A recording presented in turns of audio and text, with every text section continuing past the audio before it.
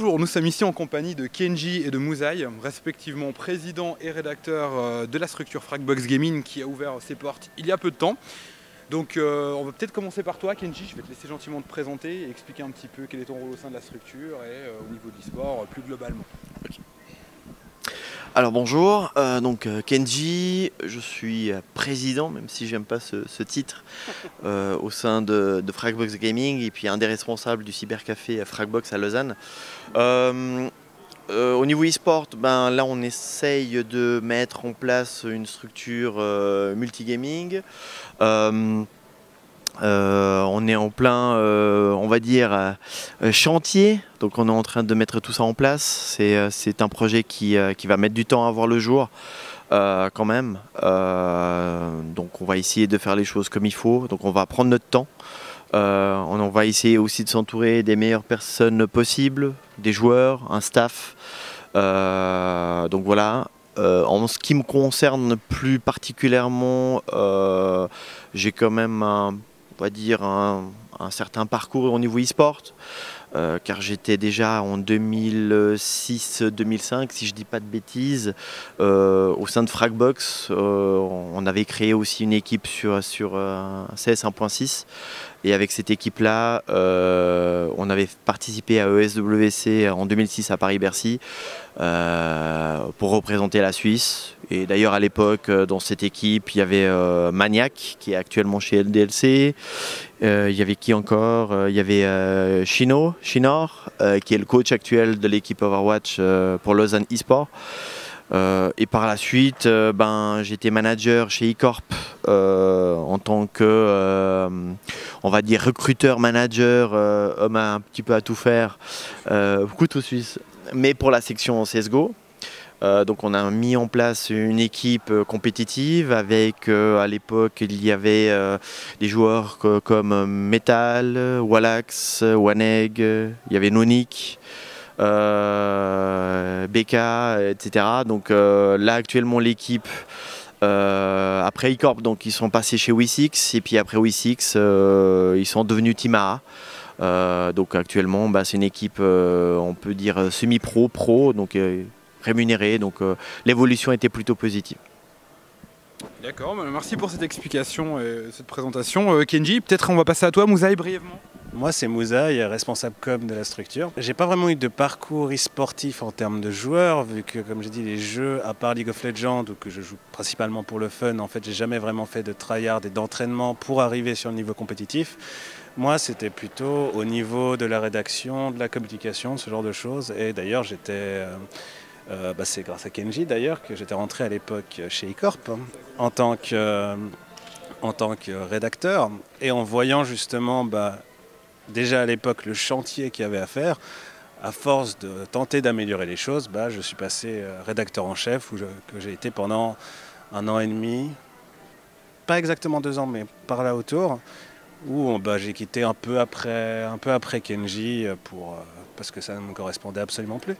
Et justement, par rapport à Fragbox, on sait, vu que je suis surtout un habitué du cybercafé Fragbox, qui est un peu devenu ma deuxième maison, si on peut dire ainsi, hein, clairement, je fais partie des meubles. Et quand justement Kenji est venu vers moi en me proposant cette idée, que beaucoup de personnes pensaient ça totalement fou, hein, clairement, c'est en se disant, qu'est-ce que vous voulez faire? Vous êtes un cybercafé, en fait, tout simplement. On s'est dit qu'on pouvait peut-être tenter d'améliorer les choses, de faire bouger les choses, vu qu'on voulait aller plus loin que simplement les objectifs de tout le monde. On voulait tenter, avec nos moyens, qu'est-ce qu'on peut faire pour améliorer les choses au niveau e-sportif. Juste rajouter une ou deux petites choses. Il faut savoir que voilà, on a une vision un petit peu un peu plus détaillée par rapport à ça, et on a un objectif un petit peu plus, on va dire, plus organisé, plus structuré. Parce que actuellement le problème, si on peut appeler ça un problème, mais c'est que la plupart des structures, elles ont le même mode de fonctionnement, le même type de conception, de vision de la création d'une structure ou d'une équipe. Nous, on a quand même des choses qui font que c'est un petit peu différent, c'est-à-dire que déjà on a un endroit qui représente un lieu physique, donc un lieu où on peut déjà se retrouver. C'est un atout parce que c'est un endroit où on peut se retrouver pour discuter, pour jouer, pour faire des bootcamps, pour organiser éventuellement des tournois pour la structure. Donc on peut développer énormément de choses, y compris du streaming. Donc ça c'est quelque chose qui nous tient à cœur et qu'on va développer. Donc ça va prendre du temps, mais on va le faire.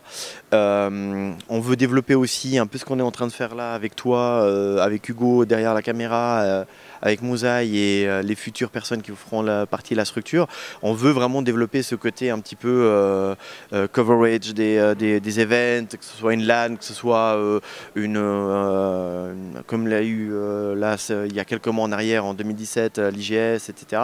Donc des événements où c'est un lien avec le jeu vidéo, qu'on puisse faire un petit peu les journalistes de l'e-sport, si tu veux. Donc on veut essayer, on va essayer avec nos moyens. Hein. Je ne dis pas qu'on va réussir, ça serait prétentieux de dire ça, mais on veut essayer en tout cas de relier ça auprès de la communauté e-sport. Il y a quand même de l'ambition de votre côté, il y a des projets qui sont mis en place.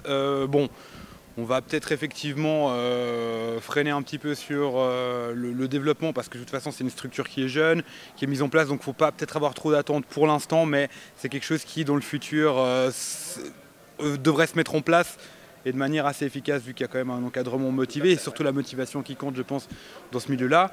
Peut-être que vous auriez quelque chose à rajouter par rapport à ça ou un mot de la fin peut-être à rajouter par rapport à l'e-sport ou le fait de simplement le développement au niveau de Lausanne. Parce qu'on le voit ici, on n'est pas quand même sur un niveau international où pas mal de structures ont quand même des moyens financiers importants. Effectivement, c'est pas moi-même, c'est ma première véritablement LAN suisse parce qu'Ecor pour se concentrer surtout sur les LAN françaises, on va pas se mentir par rapport à ça, Lyon eSport, Gamer Assembly, DreamHack.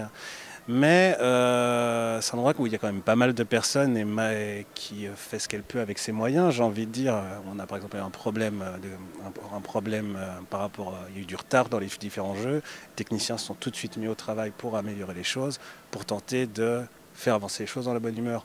Mais c'est malgré le fait que ce soit moins important, je pense, au niveau impact que la plupart des autres LAN, il y a quand même énormément de joueurs qui veulent construire les choses également. Donc c'était aussi pour ça que nous, on voulait vraiment venir à ce moment-là pour vraiment voir ce qu'on pouvait faire aussi par rapport à ça et même permettre... découvrir un peu... Oui, et puis également faire découvrir d'autres personnes, en fait, notamment à travers les interviews qu'on met en place, etc.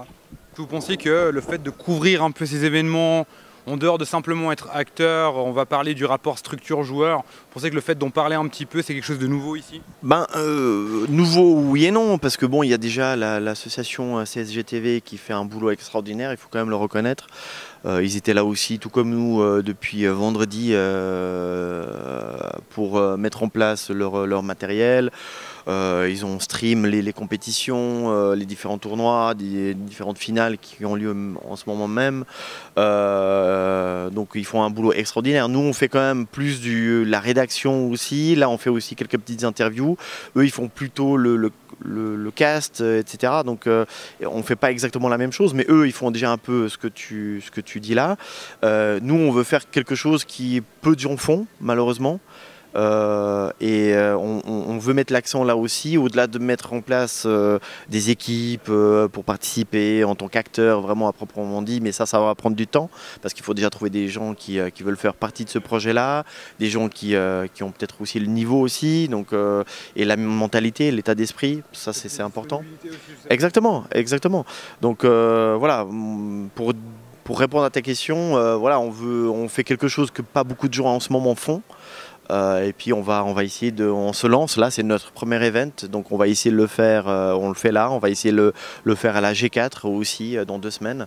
Et puis voilà, donc améliorer à chaque fois, donc on est en tant qu'apprenti là en ce moment, mais grâce à des gens comme Hugo, comme toi aussi, et comme Mouzaï, plus tout un staff qu'il y a derrière pour tout ce qui est rédaction, je pense qu'il y a moyen de faire quelque chose de sympa, donc oui.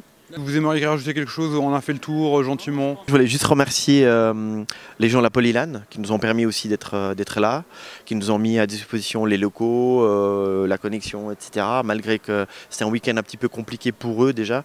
Ils nous ont même mis à disposition un frigo avec des boissons énergétiques. Et puis remercier notre staff, quoi, nous remercier nous, parce que je trouve qu'on a bien bossé ce week-end.